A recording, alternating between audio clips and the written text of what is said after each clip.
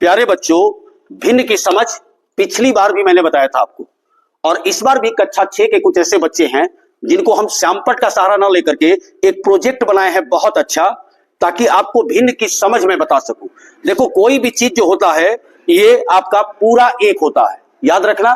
पूरी किसी भी चीज को एक समझते हैं, चाहे वो भरी हुई गिलास हो, चाहे वो वृत्त हो, चाहे वो वर्ग हो, एक पूरा।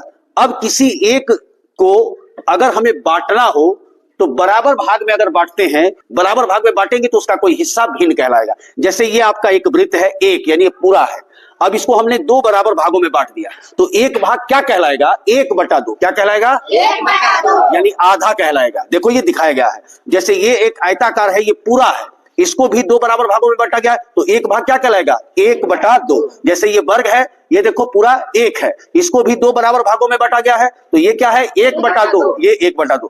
पूरे भाग को दो बराबर भागों में विभाजित करने पर किसी रोटी को दो बराबर भागों में बांट दो तो प्रत्येक भाग आधा भाग कहलाएगा। रोटी खाते हो, रोटी को अगर बराबर दो भागों में बांट दो तो एक भाग क्या होगा? आधा होगा। तो किसी भी चीज को दो बराबर भाग में बांटोगे तो एक भाग उसका आधा होगा। अब आते हैं, किसी भी चीज को 3 भागों में बांटो। जैसे इसको देखो, सबको मैंने 3 भागों में बांटा है, लेकिन ध्यान रहे बराबर बांटना है। 3 हिस्से में बांटेंगे, देखो तीनों बराबर है तो एक हिस्से को क्या कहेंगे? 1/3 यानी तीसरा हिस्सा। इसको भी देखो तो क्या कहेंगे? 1/3। इसको भी क्या कहेंगे? 1/3। लेकिन ध्यान रहे ये बराबर है।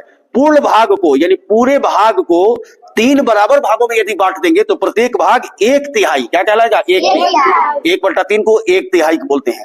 अब इसी तरीके से अगर किसी चीज को, रोटी को 4 बराबर भागों में बांट दो तो प्रत्येक भाग 1/4 कहलाएगा, जिसे हम 1/4 कहते हैं। कितना कहते हैं? 1/4। यानी पूर्ण भाग को 4 बराबर भागों में विभाजित करने पर प्रत्येक भाग 1/4। याद रहे, 3 हिस्सा रहेगा तो एक हिस्सा उसका 1/3 और 4 बराबर भागों में बांटेंगे तो 1/4, 1/4 या 1/4। देखो 3 उदाहरण मैंने दिया है, वृत्त, आयत और वर्ग। अब यहां जरा देखिए, ये आपका पहले से है कि अगर ये कोई वर्ग है, जरा ध्यान देना इसको, अगर ये वर्ग है तो इसको 4 बराबर भागों में बांटा गया है ना, तो पीले वाला रंग जो है 3 हिस्सा है तो ये पूरा पीले वाले रंग को क्या कहेंगे? 3/4। याद रखना, चौथाई का मतलब कि इसको 4 बराबर भागों में बांटा गया है।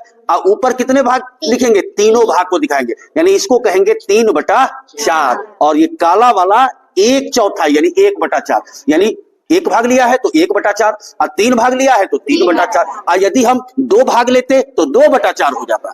ऐसे ही यहां देखिए, ये भी 3 बराबर हिस्सा है, लाल वाला 2 हिस्सा है ना, तो जितना हिस्सा बराबर किए हैं वो नीचे होगा।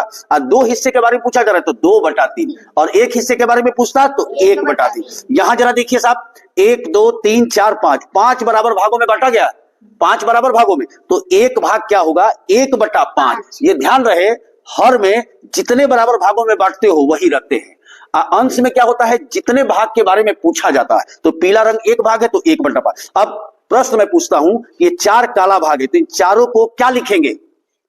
कोई बताए, इन चारों को क्या लिखेंगे? 4/5। वेरी गुड, 4/5 लिखे। तो ये ध्यान रखना, भिन्न को समझने के लिए किसी भी पूर्ण हिस्से को बराबर हिस्सों में बांटते हैं और जितने हिस्सों में बांटेंगे वो हिस्सा हर में रहेगा और जितनों को पूछा जाएगा वो अंश में रहेगा। क्लियर है? Yes sir. समझ में आ रही है बात? Yes sir. धन्यवाद।